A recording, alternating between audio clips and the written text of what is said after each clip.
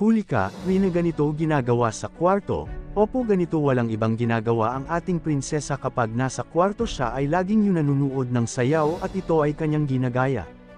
Talagang madaling makakuha sa step si Rina, talagang halos ng talent ay nasa kanya na kailangan lang talaga ay mahasa siya at may magtuturo sa kanya. Napaka-gifted po talaga ng ating bunsong Rina dahil sa magaling na magsayaw magaling din po siya sa kanta. At sa basketball pa magaling din siyang mag 3 points at hindi lang magaling din pala sa badminton si Rina at magaling din siyang mag-acting ayon pa kay Mama Roda niya. Sana may magtutok kay Rina na magtuturo ng kanyang mga talent ng kanya itong mapakinabangan. At baka ito pa ang dahilan na lalo pang sisikat si Rina. Wow naman, ang gandang isipin lang na baka isang araw ay maging isang sikat na Olympic Games na si Rina. Sana may mag-coach sa kanya, sayang naman kung mapabayaan lang ang kanyang mga talent.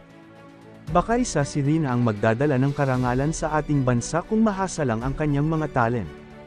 So guys, anong masasabi nyo? Please comment below na lang po, at syempre ang lagi kong pinaalala ko sa inyo na huwag po nating pagsawaang suportahan ng Team Kalingap, sila Kuya Val Santos Matubang at Kalingap Rab at Roda Mix Vlog. Kung bago ka pa din po sa Monty kong channel, please paki-subscribe naman po, paki-like na din po sa video kong ito. Maraming salamat po, good day and God bless everyone.